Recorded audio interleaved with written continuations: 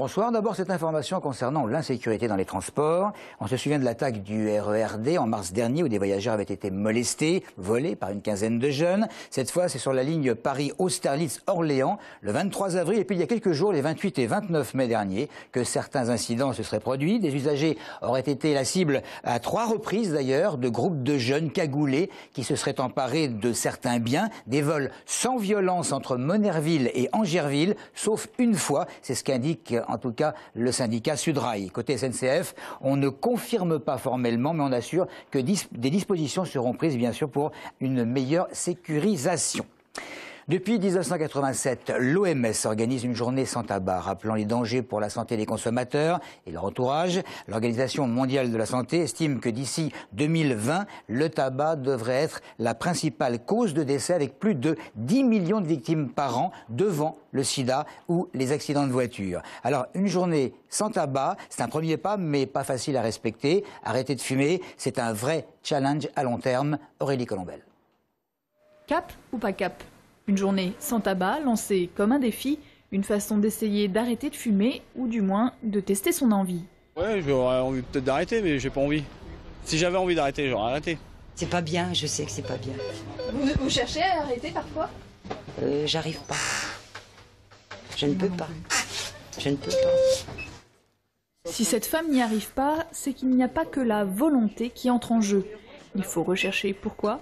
Qu'est-ce qui a créé cette envie de consommer des cigarettes ? En fait, il y a 3 dépendances au tabac. Une dépendance qui va être qu'on appelle comportementale, le geste. Il y a une dépendance psychologique. Je fume parce que je suis stressée ou parce que je suis bien dans un milieu convivial. Et puis, il y a la dépendance physique elle-même, qui est le besoin de nicotine. Bonne nouvelle, même si vous n'avez tenu sans fumer qu'une journée, d'après les tabacologues, plus de fois on essaye d'y arriver et plus ce sera possible d'arrêter. Les chiffres du chômage en Essonne, une hausse de 13,5% en un an par rapport au mois de mars, une augmentation de 0,9. En fait, il y a 51 560 personnes en recherche d'emploi. Ce sont les femmes de plus de 50 ans et les hommes de moins de 25 qui sont particulièrement touchés par cette montée du chômage dans le département.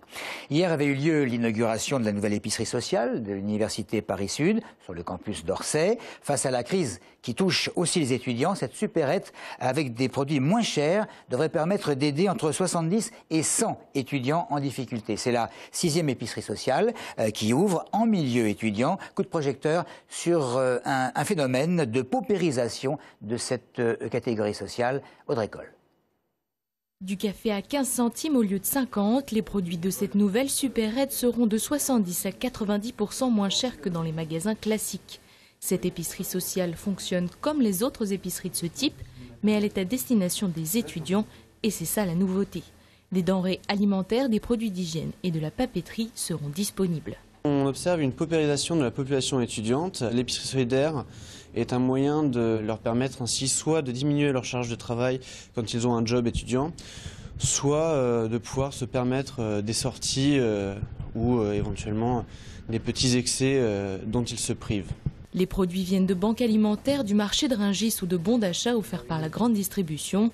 Les étudiants sélectionnés sur dossier avec un reste à vivre entre 1 et 7 euros auront accès à l'épicerie pendant un semestre. Mais cette aide reste encore bien insuffisante face aux besoins. L'université Paris-Sud est étalée sur plusieurs campus. Aujourd'hui, cette épicerie est sur Orsay. Donc on va essayer de toucher tous les étudiants du campus Orsay. Malheureusement, ceux de Kremlin-Bicêtre, de Châtenay, de Sceaux ou de Cachan ne seront pas touchés par cette épicerie. Paris-Sud n'est pas la première université à mettre en place une épicerie sociale. Les étudiants sont de plus en plus nombreux à avoir des difficultés à gérer études et finances.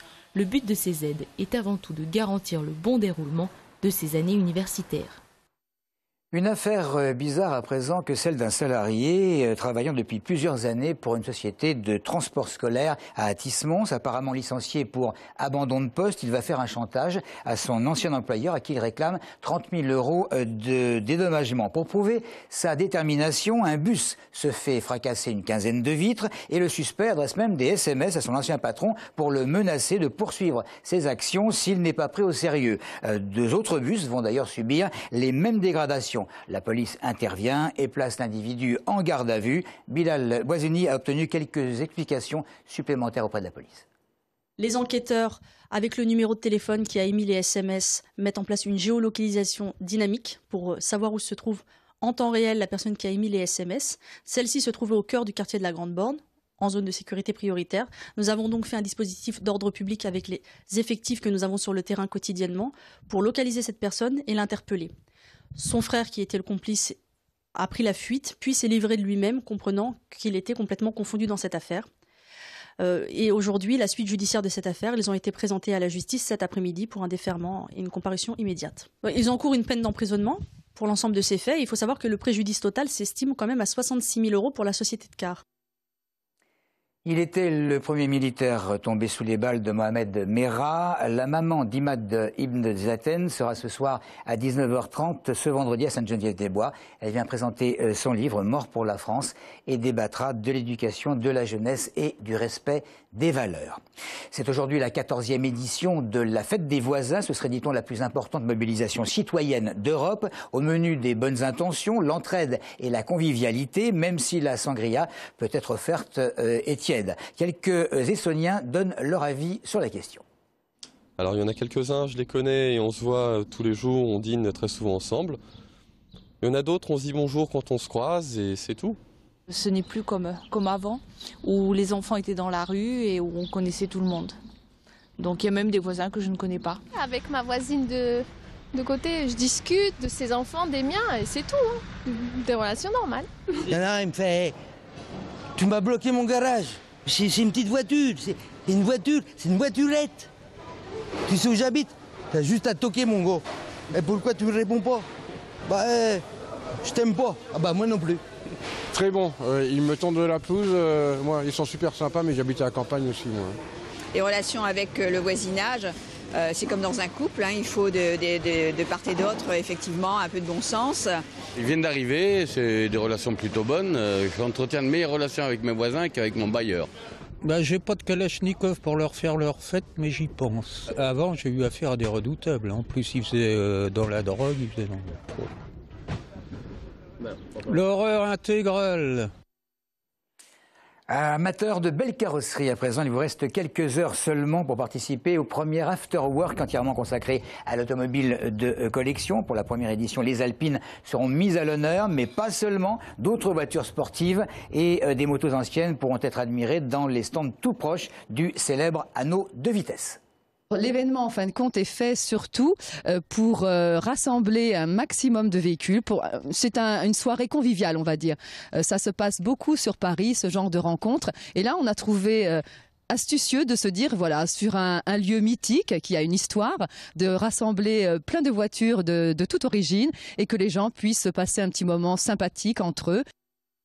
Le prochain rassemblement de voitures et de motos de collection aura lieu à l'événement Aérodrome Héritage Festival les 8 et 9 juin prochains. Le prochain After Work, quant à lui, aura lieu le 5 juillet. Et cette fois-ci, les Porsche seront à l'honneur. On passe au sport. Week-end particulièrement sportif. Il sera placé sous le signe du handball, avec au programme toutes les finales de la Coupe de l'Essonne. À Montgeron, demain, vous pourrez suivre les finales garçons dès 10h et jusqu'à 18h pour la grande finale senior entre Viry-Châtillon et Draveil. Dimanche, place aux filles, cette fois à Évry. Premier match à 9h15 et finale senior entre Palaiseau et le Val d'Orge à 17h. Le baseball à présent en situation difficile avec 4 victoires pour 10 défaites en championnat élite. Les Lions de Savigny-sur-Orge vont se rendre ce week-end à Montpellier, deuxième du classement, pour tenter de remporter l'un des 2 matchs disputés dans l'Hérault. Enfin, en basket, la Coupe de l'Essonne féminine va opposer l'équipe de Palaiseau à son équipe réserve. Un match qui aura lieu demain à 15h30 à Massy. Meilleur club essonnien en basket féminin, Palaiseau va vivre un moment unique dont le vainqueur sera, vous l'avez compris, l'équipe de Palaiseau. C'est tout pour l'info. Merci.